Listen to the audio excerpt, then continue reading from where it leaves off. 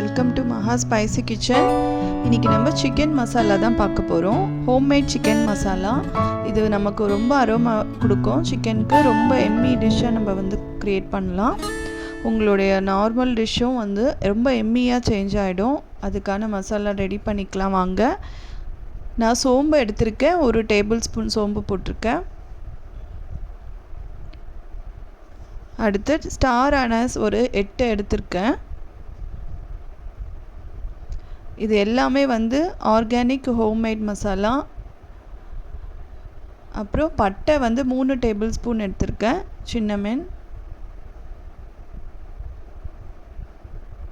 உங்களுக்கு ஏலக்காய் பார்த்திங்கன்னா ஒரு 1.5 டேபிள் ஸ்பூன் வரும். ஒரு 10 கிராம் அளவுக்கு எடுத்துக்கோங்க கிராமில். ஒரு மேஸ் போட்டிருக்கேன், அது வந்து ஜாப்பத்ரி 1 சேர்த்துருக்கேன். லவங்கம் 1 டேபிள் ஸ்பூன் சேர்த்துருக்கேன். ஒரு 6 கிராம்ஸ் இல்லை 5 கிராம்ஸ் வரும். நீங்கள் மெஷர் பண்ணி கூட போட்டுக்கலாம். 3 பிரியாணி லீஃப் பே லீஃப்ஸ் வந்து 3 சேர்த்துருக்கேன். உங்களால் வந்து டீஸ்பூன்ஸ் அளவும் சொல்கிறேன், டீஸ்பூன்ஸ்லேயும் எடுக்கிறதுக்கும். அதுக்கப்புறம் உங்களுக்கு வந்து கிராம்ஸ்லேயும் சொல்லியிருக்கேன். ஸோ எது வேணுமோ ஃபாலோ பண்ணிக்கலாம். இப்போ இது நம்ம லைட்டாக கலர் சேஞ்ச் ஆகிற வரைக்கும் நல்லா ஃப்ரை பண்ணிவிட்டு அதை நம்ம நெக்ஸ்ட் பிளேட்டுக்கு வந்து ட்ரான்ஸ்ஃபர் பண்ணிக்கலாம். இப்போ அடுத்து கொரியாண்டர் சீட்ஸ் போட்டிருக்கேன், ஜீரா போட்டிருக்கேன். கொரியாண்டர் சீட் பார்த்திங்கன்னா 2 டேபிள் ஸ்பூன் எடுத்திருந்தேன். நெக்ஸ்ட்டு கசகசா போட்டிருக்கேன் 1 டேபிள் ஸ்பூன். கேஷ்யூ வந்து 2 டேபிள் ஸ்பூன் எடுத்திருக்கேன். கொஞ்சமாக ஒரு 1/4 டேபிள் ஸ்பூன் அளவுக்கு வெந்தயம் சேர்த்துருக்கேன். இதுவும் நல்லா கலர் சேஞ்ச் ஆகிற வரைக்கும் இது நல்லா சாட்டே பண்ணிக்கோங்க.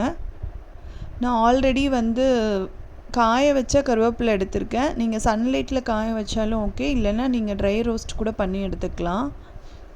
அது பார்த்திங்கன்னா ஒரு 3/4 கப்பு போதும், ஃபுல் கப் வேண்டாம். இப்போ இது எல்லாத்தையும் நல்லா வந்து வறுத்து எடுத்துக்கலாம். கலர் வந்து நல்லா சேஞ்ச் ஆகணும், அடிப்பிடிக்கக்கூடாது. நீங்கள் வந்து இந்த மசாலா பண்ணும்போது நீங்கள் சிம்மில் வச்சு தான் பண்ணணும். கொஞ்சம் டைம் எடுக்கும், பட் ஸ்லோ குக்கிங்காக நீங்கள் பண்ணும்போது தான் அந்த மசாலாவுக்கு நல்ல ஒரு அரோமா வந்து உங்களுக்கு கிடைக்கும். மீடியம்லேயோ ஹை ஃப்ளேம்லேயோ வச்சிடாதீங்க, கருகி போயிடும். லாஸ்ட்டாக நம்மளோட சீக்ரெட் டச் பார்த்திங்கன்னா நமக்கு ட்ரை ஜிஞ்சர் ஆட் பண்ணுறோம். ஒரே 1 இன்ச்சுக்கு ட்ரை ஜிஞ்சரை நான் க்ரஷ் பண்ணி எடுத்து ஆட் பண்ணியிருக்கேன். இது பார்த்திங்கன்னா நம்மளோட டிஷ்க்கு வந்து சூப்பராக அரோமா கொடுக்கும். அதுவும் இல்லாமல் நீங்கள் வந்து நான்வெஜ் எடுக்கிறீங்க, இன்டைஜஷனாக இருக்குது, டைஜஷனே ஆக மாட்டுதுன்னா அந்த இஷ்யூஸ் வந்து நமக்கு வராது. ஸோ இது சேர்த்து நீங்கள் வந்து ட்ரை பண்ணி பாருங்கள். கண்டிப்பாக வந்து உங்களுக்கு நல்ல ஒரு ரிசல்ட் கிடைக்கும். வயிறு வலி எந்த பிரச்சனையும் வராது உங்களுக்கு. நம்ம சுக்கு அதில் ஆட் பண்ணியிருக்கிறதால. இப்போ நான் எல்லாமே வந்து ஒரு பிளேட்டுக்கு ட்ரான்ஸ்ஃபர் பண்ணிட்டேன். நல்லா ஆற வச்சுக்கலாம். ஆற வச்ச அப்புறம் நம்ம இதை மிக்சியில் வந்து கிரைண்ட் பண்ணி எடுத்துக்கலாம்.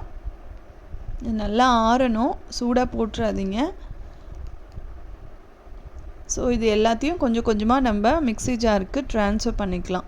இந்த பொடி பார்த்திங்கன்னா ரொம்பவே சூப்பராக இருக்கும். நீங்கள் அரைச்சி முடித்த அப்புறம் எனக்கு தயவு செஞ்சு கமெண்ட் பண்ணுங்கள். நீங்கள் அரைச்சி முடித்த அப்புறம் நல்ல ஒரு ஃப்ளேவர் உங்களுக்கே தெரியும். நமக்கு அந்த செட்டிநாடு சிக்கன் மசாலா நீங்கள் எப்படி வெளியே வாங்குறீங்களோ அதே மாதிரி நல்ல ஒரு ஃப்ளேவர் இருக்கும். இந்த சிக்கன் மசாலாவில் பார்த்திங்கன்னா நீங்கள் வந்து எல்லா டைப் ஆஃப் சிக்கன் ரெசிபீஸ்க்கும் நீங்கள் வந்து யூஸ் பண்ணிக்கலாம். இது வந்து ஒரு ஸ்பெஷல் அரோமா வந்து உங்களுக்கு வந்து கொடுக்கும்.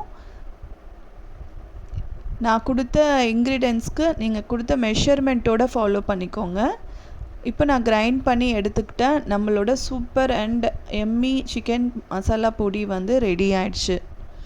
இப்போ இது நம்ம எல்லா சிக்கன் டிஷ்ஷஸ்க்கும் நம்ம வந்து யூஸ் பண்ணிக்கலாம்.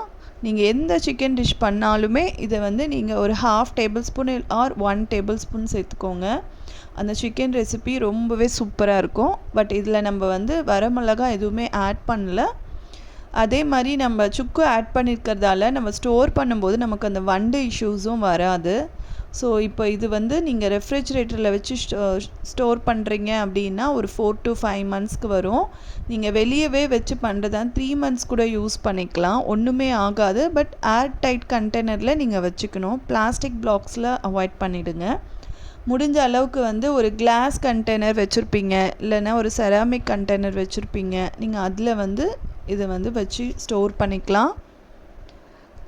இந்த வீடியோ பிடிச்சிருந்தா ஃப்ரெண்ட்ஸ் மறக்காமல் எனக்கு வந்து கமெண்ட் பண்ணுங்கள் அண்ட் சப்ஸ்கிரைப் பண்ணுங்கள். ப்ளீஸ் லைக் பண்ணி ஷேர் பண்ணுங்கள். இந்த மசாலா ஸ்மெல்லுக்கு எனக்கு இப்போ உடனே சிக்கன் ரெசிபி பண்ணி சாப்பிட்ணுன்னு தோணுது. ஸோ நீங்களும் பண்ணி பார்த்துட்டு இந்த கமெண்ட் செக்ஷனில் சொல்லுங்கள். உடனே சிக்கன் ரெசிப்பியை நீங்கள் ட்ரை பண்ணி எனக்கு கமெண்ட்டில் சொல்லுங்கள்.